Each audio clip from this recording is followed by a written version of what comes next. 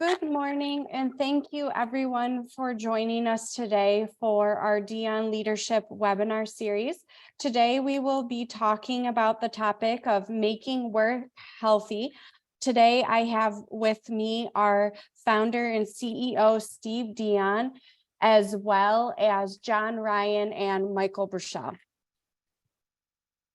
Thank you, Lauren. Thanks for the introduction. And thank you everyone for taking a few minutes out of your day to talk about a subject that's near and dear to our heart, healthy workplaces. And before I get to Michael and John as an introduction, I wanted to just frame a little bit about why this subject, and for those of you that are new to our webinar series, just a little bit more about who Dion Leadership is. So today we're going to be unpacking the subject of Making Work Healthy from a new book that's being published through Wiley. And we have our two esteemed authors on our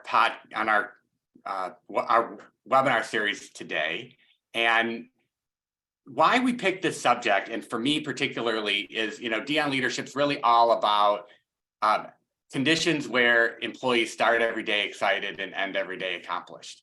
And in the work that we do with companies, mostly in the leadership development and culture and team development space, we really pride ourselves on being more than just a company that does individual coaching or training and work in the leadership space, but to create conditions where these things happen.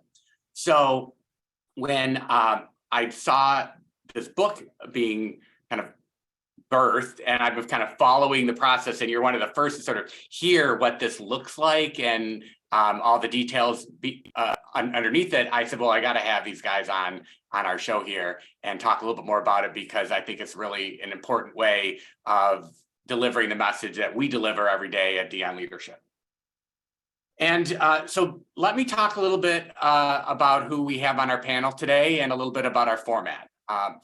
We have one of my dearest longer-term friends in this coaching and consulting space, Michael Burchell, and one of my newest friends as I'm going through this process, John Ryan. And Michael is a Dion Leadership coach and consultant with us. He'll tell a little bit about his story in just a second, but we go back, gosh, Michael, two decades, maybe more, three, and work together back from when I was a CHRO and he was a consultant supporting me when he was at the Great Place to Work Institute. Then we went together and did some work at McKinsey, and now I'm just grateful to have him on our team to deliver training, coaching, and OD solutions for our Dion Leadership team. And Michael and John have known each other for a long while as well. John hails from Ireland, sitting today, I think he'll tell you from Dubai, or points unknown. And John and Michael collaborated on this book. So I will kind of stop there, let them tell their full story. But what we wanted to do today is we have a series of questions that that I'm going to pose to them. Feel free to use the chat today as well and ask any questions you might have. We do have a few slides, so I'll be kind of going on and off with the slides to talk a little bit about the models and the research found in the book as well, but wanted to make this an interactive discussion. And I also wanted to say that at the end, we are having a promotional offer about this book as well. So hopefully you can stay to the end. If you can't, you'll get the replay sent to you tomorrow, and you can see all the details about that if that's something that's of interest to you. So with that set up, let's see, Michael, can you give us a start, kind of tell us a little more about your professional journey, and particularly why, healthy workplaces is so important to you that now you've become what I would consider an expert in the space. Thanks, Steve. Yeah. So yeah, my experience goes back to quite a ways. So I met John Ryan and Steve Dion while I was at Great Place to Work Institute, which is best known in the U.S. for the Fortune list. While I was there, I wrote 2 other books on workplace culture, and loved every minute of actually talking about workplace culture and how you change and evolve workplace culture. But my work around this topic actually started earlier. And my work around kind of wellness, and I use wellness specifically, started in 1994 at the University of Massachusetts, where I helped to kind of create programs and offerings supporting students, faculty, and staff. And that was really kind of wellness, kind of writ large. And I did that for a number of years. And then I moved to W. Gordon Associates, which is a manufacturing company. And I work with different teams on wellness as well. So help to support gym developments, kind of having gyms in different plants or facilities, family-friendly policies, and so on. I then moved to Great Place to Work, where I really kind of learned about organizations doing creative things in this space, like Lincoln Industries, a very small manufacturing company that does chrome plating. And they actually had wellness consultants. And that was the first time that I heard wellness and well-being used interchangeably. These wellness and well-being consultants actually had performance plans for every single individual in the organization. And that was tied to their performance annual objectives, right? And so I was really kind of taken by this idea, this emerging idea of well-being and work well-being in the workplace. I met Steve when he was a CHRO and have been fast friends with him since. He is kind of a creative, innovative, intellectual partner, and I enjoy spending time with him. And so when the opportunity came recently to join Steve at Beyond Leadership, I jumped at the chance. While I was at returning from McKinsey and Company, I had some work that I was doing with Great Place to Work, and that's where I reconnected with John Ryan, who I had met earlier when he was the CEO of Great Place to Work Ireland. And it was in those conversations with John Ryan that the real focus around well-being and systems and having an org perspective around well-being really took hold. So some of that work started at McKinsey, but really took hold when I had conversations with John. And when I returned from Dubai, where I actually had spent several years, I was like, John, kind of how do we do this? And he was like, let's write a book. And so that's kind of how it started. So I'll turn over to John, and John can share with you kind of like his entry and even where he is today. So John, how about you? Cheers, Michael. And Steve, thanks a million for the opportunity to join you on your webinar today. And as you said, it's welcome from Dubai. It's a fairly monumental moment for Healthy Place to Work, as tomorrow we're going to certify the Dubai Police Force as been Healthy Place to Work. And that's the first in the Middle East. So that's really, really wonderful to do that. Michael and myself actually first met in Monza in Italy. I don't know if you even remember that, Michael, but he was delivering a training course. And obviously, Michael had vast experience, and he was an author and a particular book that was fantastic to me, joining an organization which was a Great Place to Work, because it was able to give me a framework and lots of stories of organizations that went on a journey of transformational leadership change, so that they actually went from maybe low trust organizations to high trust organizations. And to see the benefits that brought to those organizations was really, really important. So when I came up with this idea of a certification program and a framework for Healthy Place to Work, I knew there was a need to actually put it down on paper, because it was slightly getting lost in what I'd say was the current approach to wellness in organizations. And we were talking about something completely different. And I really believed it was transformational. And Michael had been there, done that, written a book. So he was the perfect person to go to sort of say, would you do it again? And this time it's all about making work healthy. And I suppose just to very quickly, I give people an understanding of, I was CEO of Great Place to Work in Ireland from 2010 to 2020. And it was during that period in 2014 that I was in New Orleans. And Jeff Pfeffer from Stanford University, he put up a slide at a presentation, and it said, workplaces are killing people, and worse, nobody cares. And to me, that was kind of shocking, but I am Irish, so I'm slightly cynical. And I was waiting to see, was there data and information to back up that assertion? And there was. He shared information about suicides. He shared information about toxic workplaces and the devastating effects that they had on individuals, from, stress leading to cancers, leading to heart attacks. And then internationally, he shared about in Japan, where they have a word, karoshi, which is death by overworking. And it's a reportable on the death cert. So it's so prevalent. So I actually knew there was something really wrong here in so many workplaces, and it was having a hugely negative effect on individuals themselves and their families too, because you don't just suddenly finish work and come home and be a wonderful person. That goes home with you, and it affects everybody in your life. So from that point of view, I saw the success of Great Place to Work, which was a global brand, global model, global methodology that you could certify against. And I wanted to know, was there something similar in the world of healthy workplaces? a global brand, global model, global methodology that you could actually certify against. And to my surprise, while there was a lot of stuff going on in this space, nobody had created that. And we said, wait, why not do it? So Healthy Place to Work was born. I hope that wasn't too long an answer, was it? No, Steve? that was perfect. Thank you guys for the introduction and where this fits in the space. You know, I know from what I read and I see and see with our clients, they're talking so much more about wellness and well-being.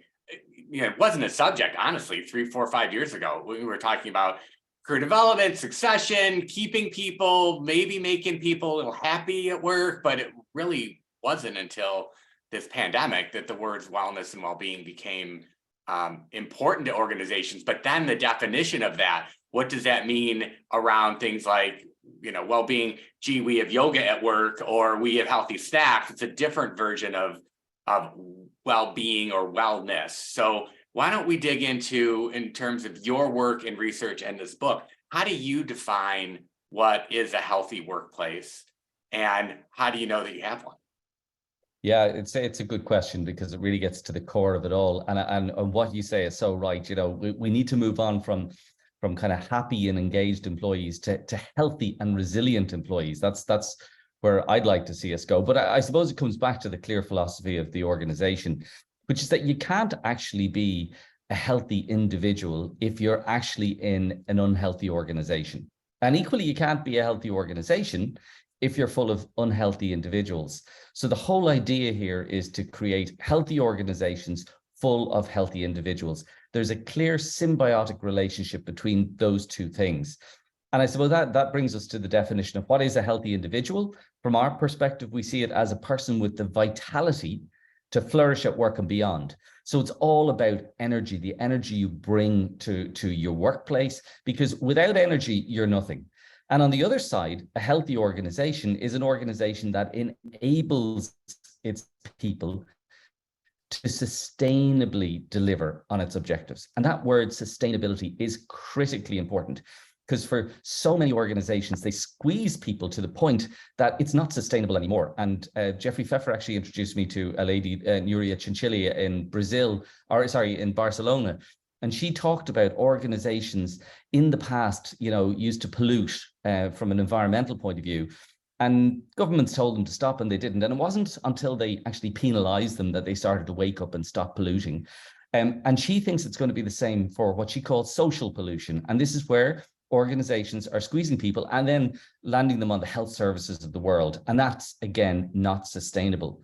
So for us, it's about building a model then that we can measure the healthy individual and the healthy organization. And that's what we've done. And I think you just got a slide up there, perfect timing, actually, because when we talk to organizations, what we find, and we sort of say, what are you doing in this space? What we hear back is a very ad hoc, short-term, tick box tactical approach to it, right? It's not strategic at all. Oftentimes, it's very much event-based and programmatic, and they're doing things, but they can't tell you exactly why they're doing those things. It's maybe the latest, greatest thing that's on LinkedIn or something that has inspired them to go on a particular road. And for us, it's oftentimes sits with HR, and it's very much about, you know, awareness building, lowering sickness, accidents, and illness and the like. Where we've seen it change is where an organization truly believes that workforce health is the biggest driver of sustainable organizational performance. And that's a mental shift. If you take that mental shift, you change everything. And that's why it has to be led by the CEO and the C-suite. Leadership is absolutely critical here. And this has to be about building capacity within the system for work to be done in a very sustainable and resilient way. So this turns it from being tactical and short-term to very much strategic, ongoing, and long-term.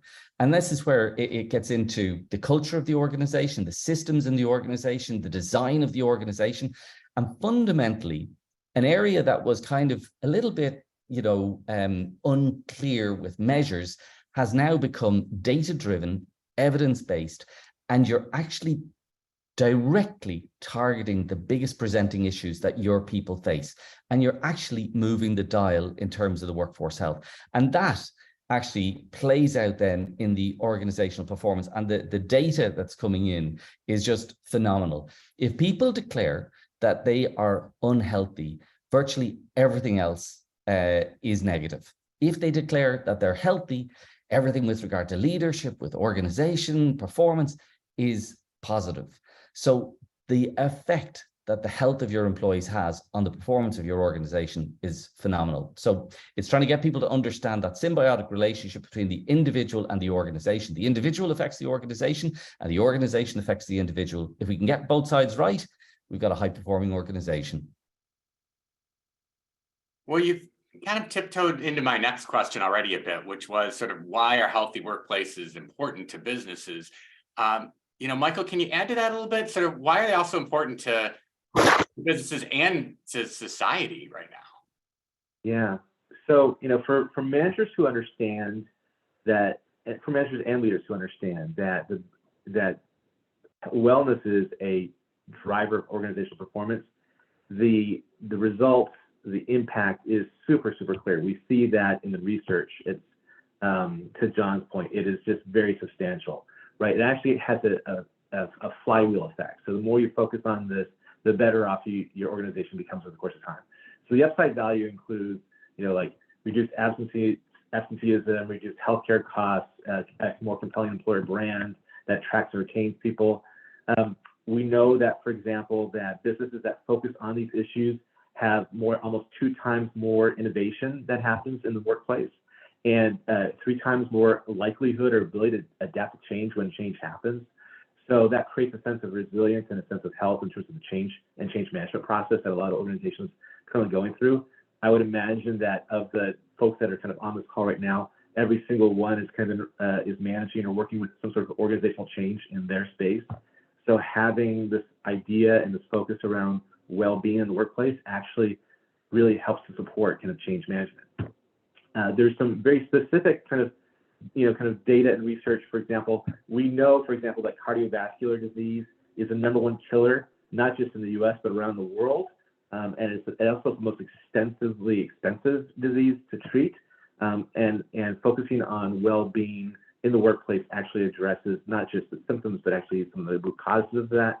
So there's improved outcomes in that space. McKinsey and Company, which I used to work with, they did some research not too long ago that poor healthcare outcomes cost about 15% of global GDP. And so that includes premature death and lost productivity potential. So the cost of business is tremendous. And so role modeling the way forward is really the first step, I think, and John believes too, towards creating a healthy organization. So I think that becomes part of the business as well as the societal implications of this kind of work. Yeah, absolutely. The role modeling piece has been clear and I suppose sometimes people misunderstand that. They think it's not about sort of a CEO putting on Lycra and getting on a bike and doing a marathon or something like that. It's actually in terms of healthy behaviors in general in the organization. So they're the ones who set the standards in terms of the behaviors that are acceptable in the organization. Whereas in a lot of organizations, maybe bullying is prevalent and the like. They're the kind of behaviors that are undermining people and causing major problems. Or maybe they're not on top of the level of demand that's actually been placed on people, and burnout is a feature, or anxiety is high. And having that sense of, okay, I'm not going to be a leader who's going to accept that. I'm going to be a role model for everybody, that we're going to run this organization in a sustainable manner.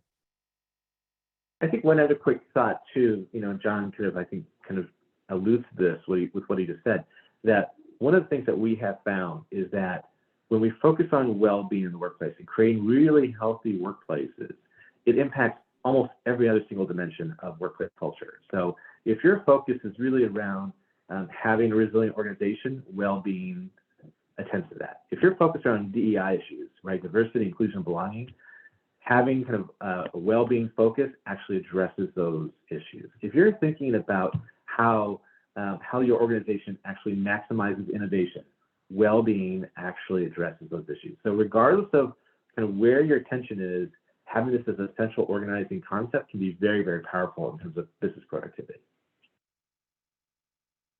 Well, I'm starting to get a few questions in, you guys, but let's go through 2 or I think the next 3 slides is to sort of set up the model from the book so people can take this one level below kind of the concept here to the what does it look like? How do I do it? And then we can dig deeper into some questions. John, you want to walk us through the model? Yeah, sure. So I suppose we really have to talk about the man who inspired the model. That when we were building this model, we looked at every model that was across the globe, and we were looking at things that were measured, and we were trying to get a sense of, back in 2014 when we started to build this, took us over 2.5 years to actually build and test the model. And obviously everybody thought about physical health back then, and maybe a little bit around mental health, but this became much broader. And I use 2 words, holistic and salutogenic. And they may, the salutogenic one may be new to people, but I think the holistic one is the one where oftentimes I'd ask, if I'm in front of a group of people, I'd say, give me a number for how healthy you are now on 1 to 10. And they put up their hand, normally around 6. And I'd say, now the thing I'm really interested to know is, what was the definition you were using of the word health? And oftentimes we find they have a very, very narrow definition. And so when we were building the model, we came across work by a guy called Aaron Antonovsky. And Aaron Antonovsky was an American Israeli who did a lot of work with women who were in concentration camps during the war. And actually, he did a longitudinal study of those women afterwards to find out what had happened. Were any of them able to lead normal lives at all? And he was shocked and surprised to find that around 33% were able to live pretty normal lives in the face of the horrors they'd been through. And he wanted to find out what allowed them to be so resilient in the face of those horrors. And what he found was that the world was seeing health as the absence of illness. So if I'm not ill, I'm healthy. And he said that's a very pathogenic approach to health, which is I'm trying to avoid disease. I'm trying to reduce risk factors. I'm kind of like in the COVID world. I'm putting on a mask. I'm isolating at home. I'm staying away from the world because I don't want to get sick. Right. Whereas what he found with these women was that they had a different approach, and he called it the salutogenic approach, is that they actually had figured out what made them really healthy, and they focused on becoming stronger in those areas. So stronger physically, mentally, socially, emotionally, and spiritually. And that was really, really important. And that's what we built this model about, is to take in all of those aspects. And another key aspect, what he talked about, was that they shared this thing, which is a deep sense of coherence. So everybody has their ideal self, but then many people in the world have their real self. And those 2 things can be very, very separate. And that causes a sense of dissonance in your life, okay? And that's a problem. So in the best case scenario, when you're completely aligned, is when you'll be the best person you can possibly be. And he talked about this coherence. He talked about when stress hits your life, one of the things he talked about was that lots of people think everybody's fine and then suddenly a stress moment hits you. But what he says is we're all under stress all the time. But if we're healthy, we can actually take on quite a lot of stress. So we built the model that was actually based on this. So there's 4, as you can see here in front of you, 4 key pillars, and we're measuring data under those. So purpose, connection, mental resilience, and physical health. So the first one there, purpose. What we're actually trying to see here is whether or not the culture within the organization is actually one where it's easier to be healthy than not. Or is the workplace and the culture in the workplace actually causing a damage to you? I often say to people that the job you choose is one of the biggest health decisions of your life. And people should be really, really careful about that. So we're also looking at the fit that people have, because what we find in a lot of organizations is that people maybe go in for pay and perks, but then they realize that the job just doesn't suit them. It doesn't play on their talents and skills. It's actually, they can do it, but it's focusing on their weaknesses. And that's a lack of congruence between their skills and their talents and the organization. Maybe the leadership of the organization is struggling to understand this whole idea of a healthy workplace. Maybe they're not living the values. And maybe oftentimes people aren't getting into flow, which is that ultimate high performance. You all know it, I'm sure.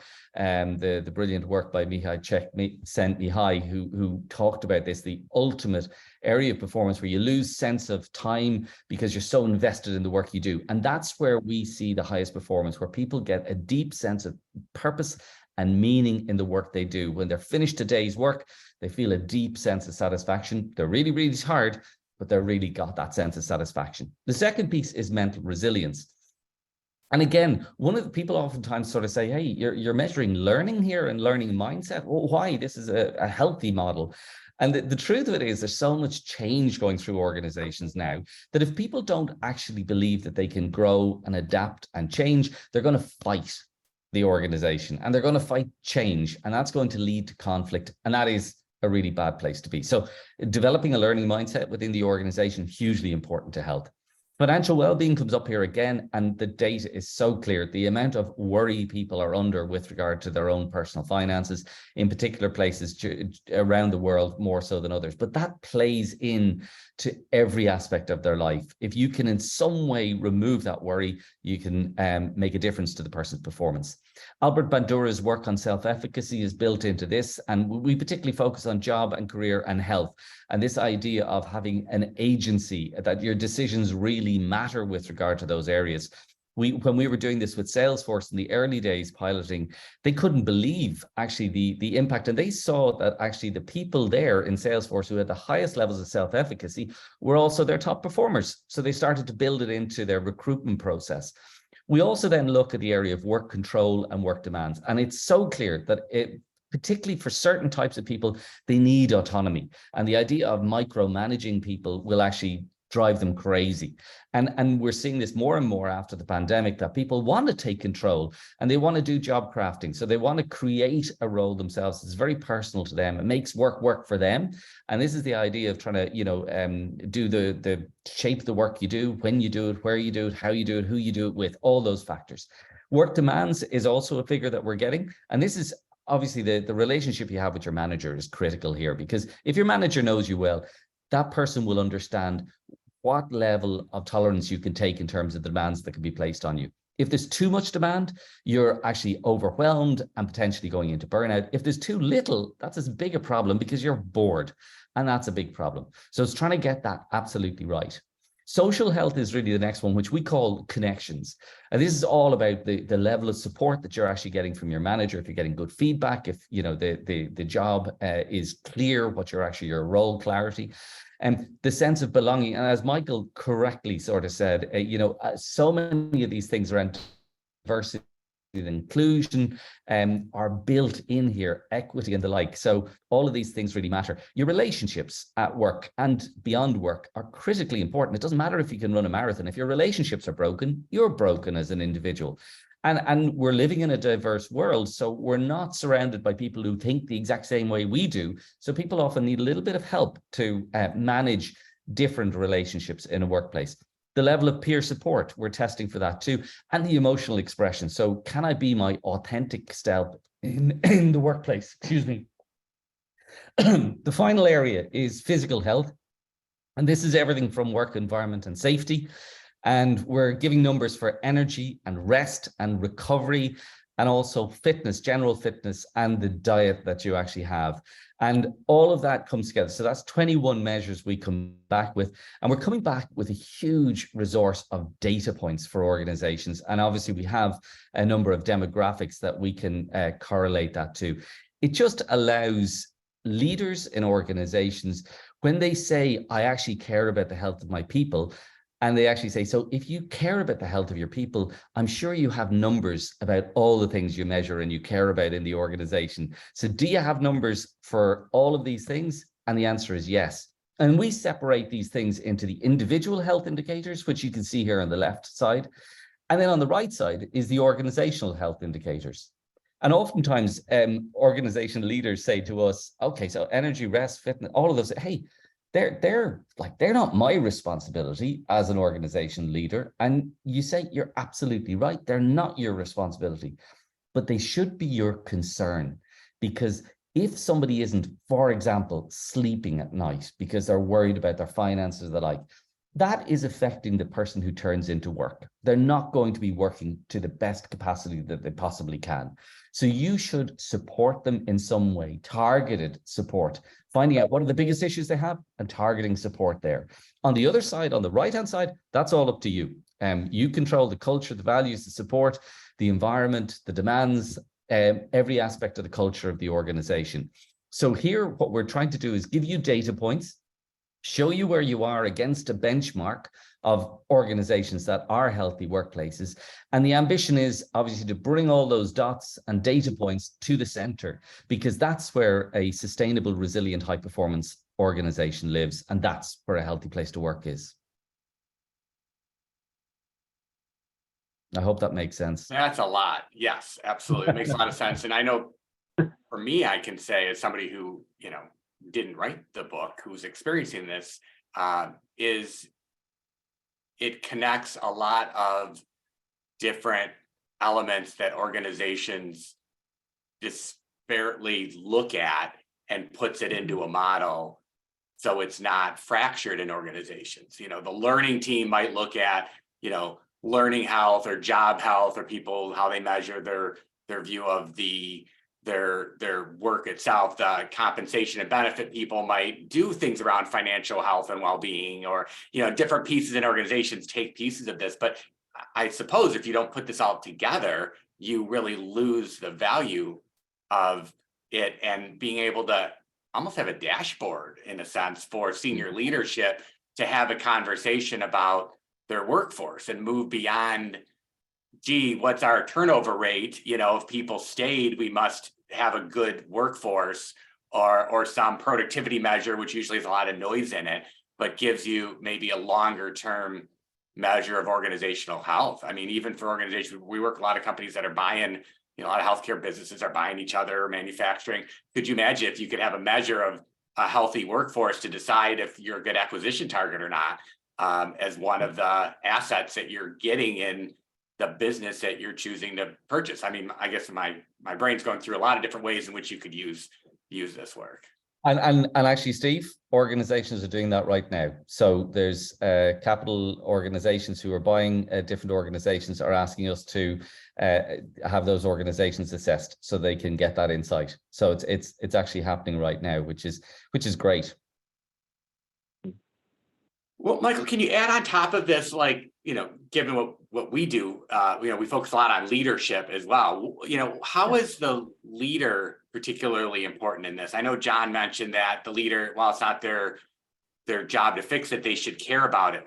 What's the leader's role in the work that you found, and how do you unpack that in the book? Yeah. So, and in fact, I think I want to start off with where John kind of finished a moment ago, and he talked about how this expression of care being part of leaders, it's actually one of the most highly correlated statements in the entire assessment that we did, the research that we did, to get data that supports the book, right? So this idea that I'm cared about in terms of my health, my well-being, has a huge impact in terms of people's perception about how they're engaged and how they address all these different issues in the work environment, right? So leadership is central to this.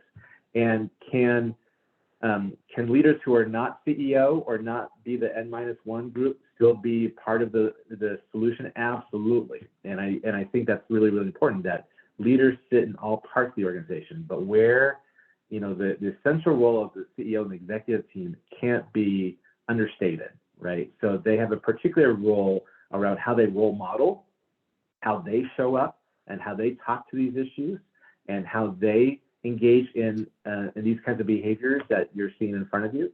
They also have a critical role in terms of how they communicate the value, the purpose, and the reasons behind having a culture of well-being in the workplace. They're the ones that actually kind of align the systems, processes, resources, and tools to make it happen, right? And they also are very involved in making sure that they mentor, educate, and teach folks about what good practice looks like, right? So the role of the executive team and leaders can't be understated here.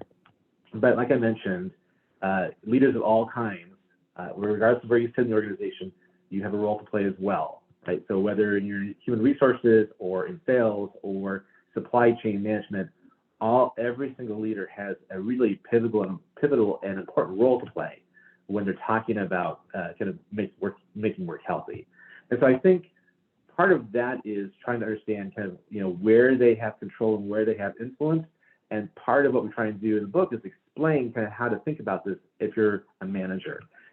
You know, John and I were advised early on as we were writing the book, please make sure that when you write the book, it's not just for the, you know, the top 2 people, right? It is for everybody in the organization. So what we've tried to do is really kind of craft a book that talks about, here's your role as an executive, here's your role as a mid-level manager, here's your role as a people manager, here's your role as an employee or a team member or contributor, right? But everybody has a role to play in this process, and it's being super clear about that and how you kind of learn and educate around that. I know the work that we do at Beyond Leadership is really around kind of executive coaching. It's around kind of fundamental organizational change processes. It's around kind of giving people the skills, the tools, the knowledge, the know-how, right, through training and development programs. All those different things are part of the puzzle that leaders have to be able to use to affect the kind of change they want to see to create the performance that they want in an organization. And so this is just one part. So once you actually have the data that John is speaking out there, what do you do with it, right? How do you actually then affect the right sets of change? And I would say that, you know, data is the new oil, right? So, you know, everybody uses oil to, you know, power their homes and their cars. But if you think about kind of the role and value of data, there were, you know, how many billions of searches on Google by 10 a.m. this morning Eastern time? Like, I think it's 4 billion searches. Like the use of data and how we think about it is so central to how we actually manage our businesses now. And having this kind of insight is an important tool, right? So leaders have to be able to have the data, have the insight, think about what they want to do, and then deploy the right sets of solutions in order to make this kind of fundamental change.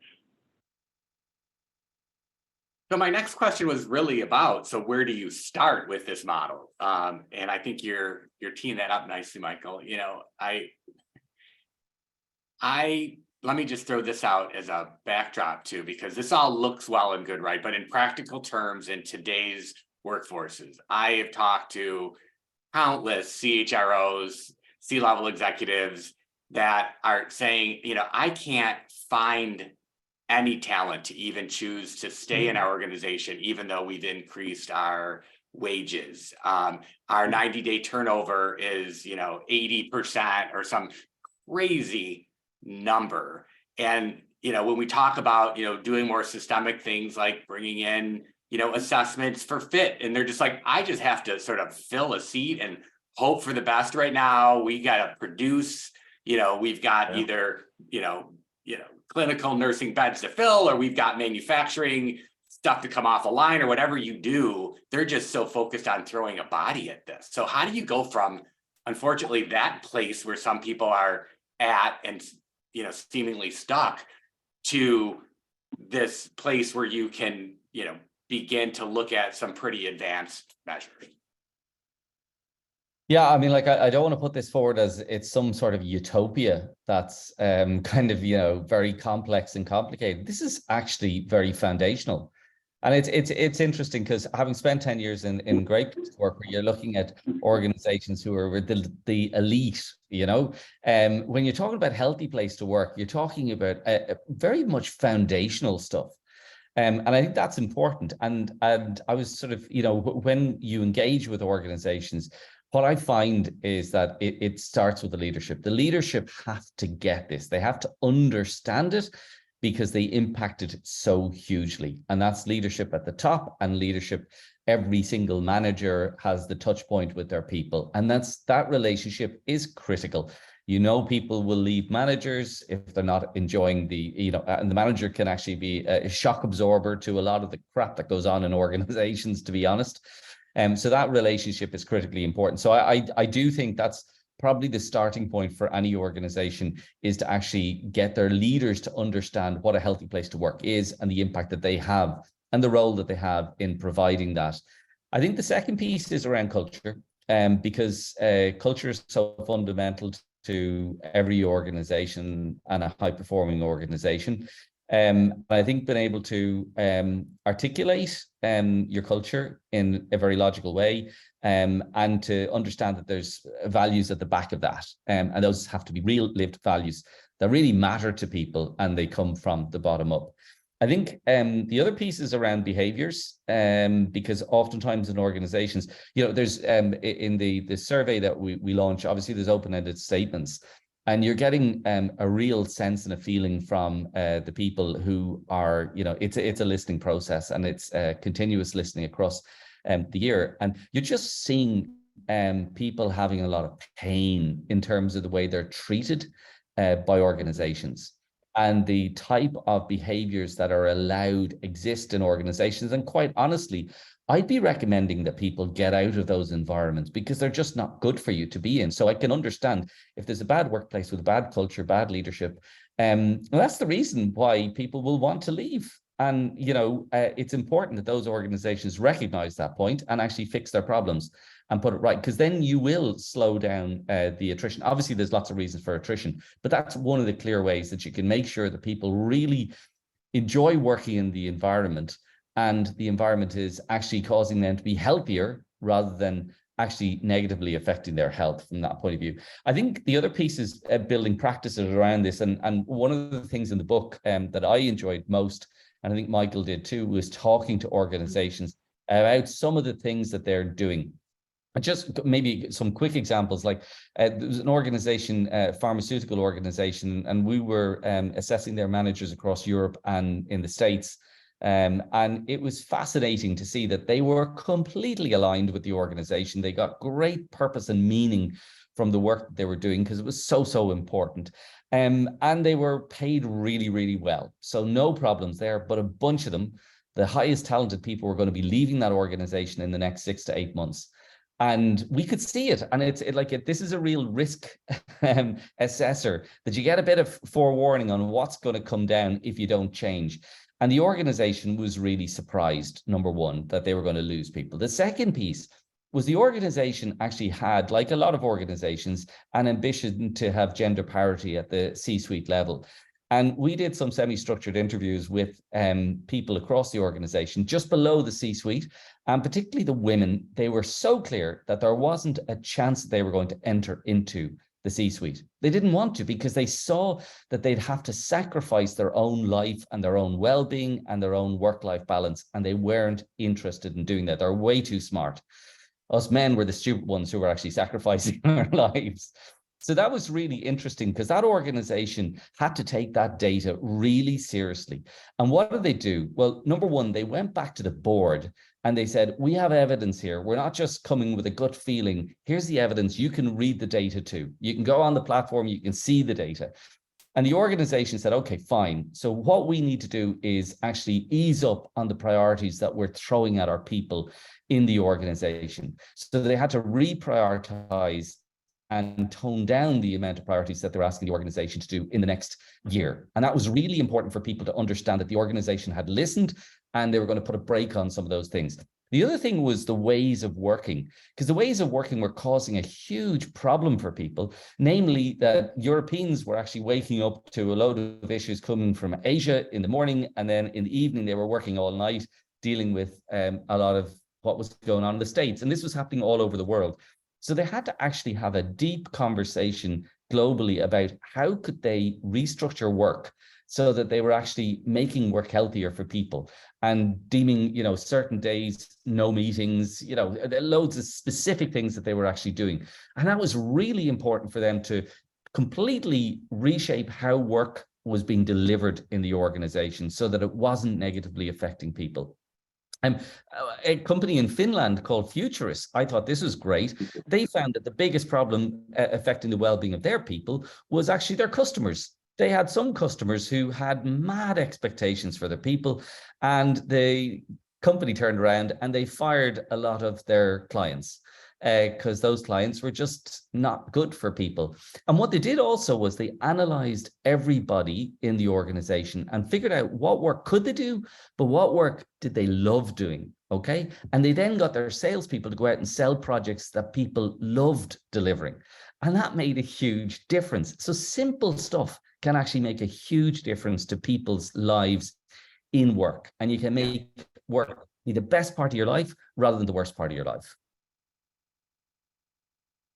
I don't know if you've read Marcus Buckingham's latest book, Love and Work. I just heard him speak just a little bit ago, but it speaks directly to that and a lot of research that they've done around when people love what they do. And there's some research out of Cleveland Clinic with physicians and health outcomes.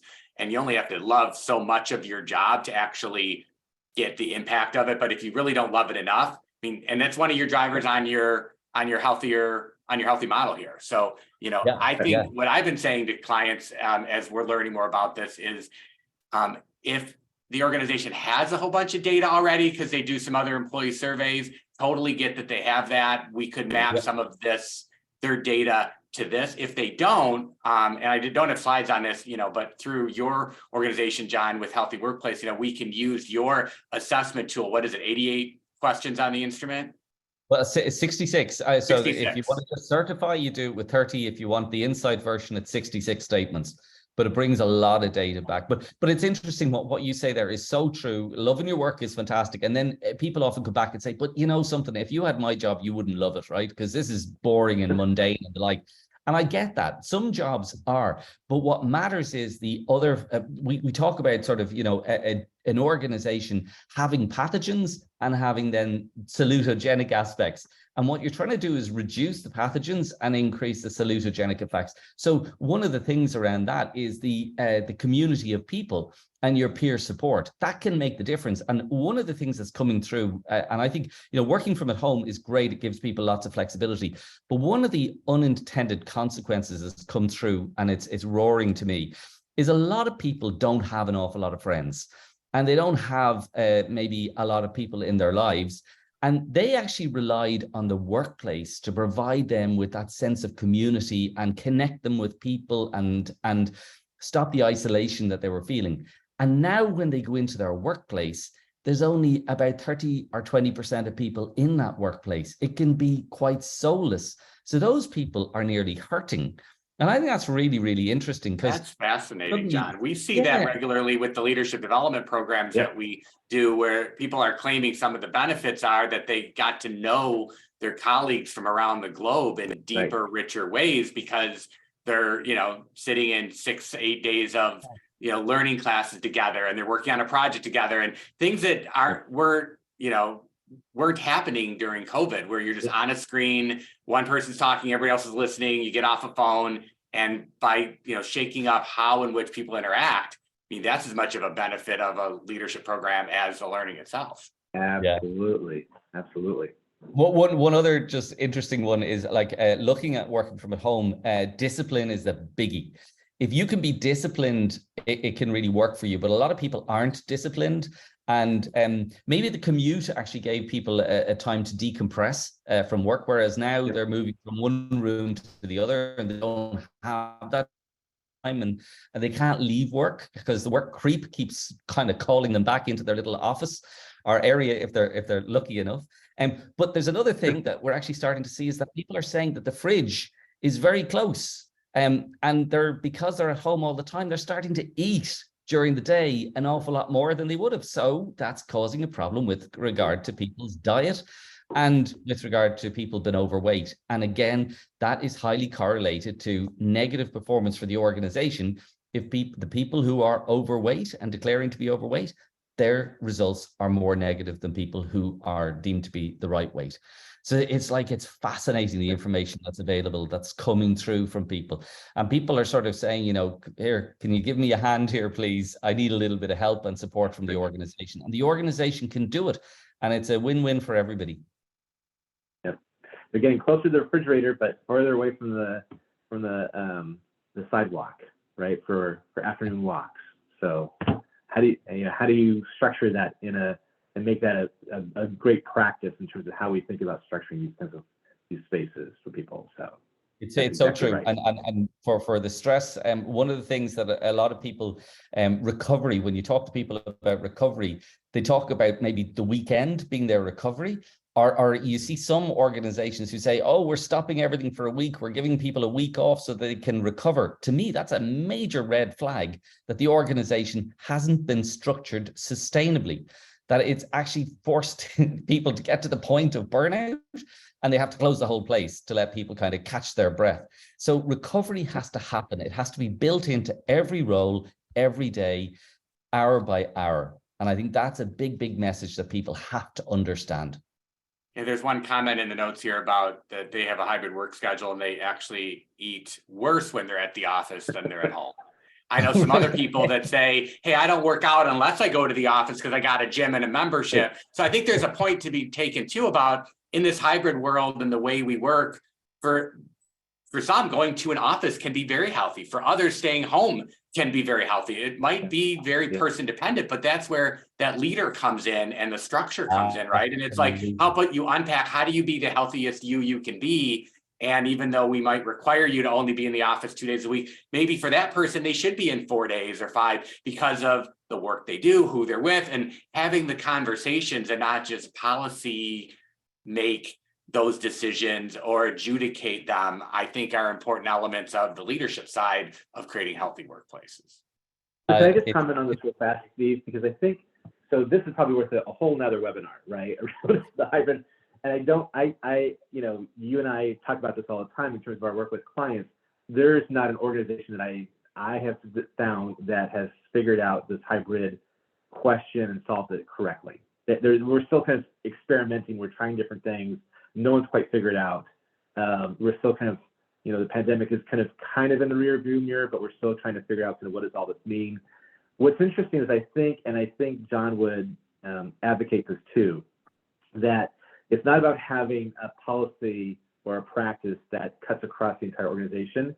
And so, we need to align everybody to this thing. It is, how do we actually create organizations where you center the people and the organization around the people rather than having your people have to go around the organization, right? So where are you centering your energy and your effort? And I think having an organization where you may have a practice of 2 days or 3 days if you're doing hybrid, but then making sure there's enough flex in there, right, based upon kind of function, need, requirements of the business unit or the function, but then also really taking that extra half a step, like what do you need as a person, as an employee here, to be your most effective and productive. And I think a lot of organizations kind of shy away from that because they want to have something that's really blanket in terms of a policy or practice. But I think the most kind of sophisticated organizations are taking a much more kind of fine-tuned scalpel approach to how to think about kind of the hybrid work environment and how to make sure it works for the organization and works for the people in the organization. And I suppose the big thing is it's hard, but if you want to create a fantastic workplace that's really healthy, giving that level of personalization and allowing people job craft is really, really important. Really important. And particularly for women, I think, because I know during the pandemic, what we saw was a lot of women actually left the workforce because they couldn't make it work. And been able to provide flexibility about how they did their work was a lifeline to them. And, working from at home was a lifeline to people with disabilities who found it very difficult to actually make work for them. So a personalized approach, obviously in concert and in negotiation with the organization, makes it work and makes work healthy. And that's, we often talk about the way it was before was that you were kind of forcing people to build their lives around their work. Whereas now it's about building your work around your life. Right. And that's a big, big change. And that's a condition of employment for a lot of people now, for sure, but that wasn't there before. Exactly. Well, let's do this in our last few minutes together. Let me put up this slide and let's not necessarily speak to it, but this is kind of a job aid, I think, for the audience to sort of get a sense of some of the things you might want to think about in terms of where your organization is on different pieces of this. But as this is up here, I do want to be respectful of some of the other questions that were in the Q&A and just if we could just unpack the book a little bit, like particularly kind of what's the biggest takeaway from the book and what were you hoping to accomplish? Like what were you trying to solve when you wrote this? Yeah. Maybe I can start and John, you can jump in here. I think I saw that question from one of the participants and I really think they're a great question. So, when I think about kind of curiosity, resilience, the future of work, I'm thinking about all the things that are part of this book. So the model is really is part synthesis of the research that John explained, right? And original research that was done to collect data. But part of the model is visionary, right? Kind of like it's aspirational. Like what does a really healthy workplace look like, right? And how do you get from the left side to the right side of the graph that you see in front of you, right? What if we actually really made well-being central to how organizations operate and engage various stakeholders, and not just employees, but all different kinds of stakeholders, right? And that's also part of why I think this idea is so connected to sustainability that John talked about at the very onset of this webinar. Now, part of what I think makes this book really great is the interviews with really insightful people. So it's not just John and I. As insightful as John is, and I think sometimes I am, we actually were able to interview Ron Getzel and Jeffrey Pfeffer that John mentioned before. Many of your listeners have know of Dave Ulrich, kind of an HR, kind of guru. He's in the book. Jim Lair, who's done a lot of stuff around performance, he's in the book. Els Vanderhelm is a sleep expert. She's in the book. And in addition to those experts that provided insight, I think the other interesting piece about this book is that there's lots of examples.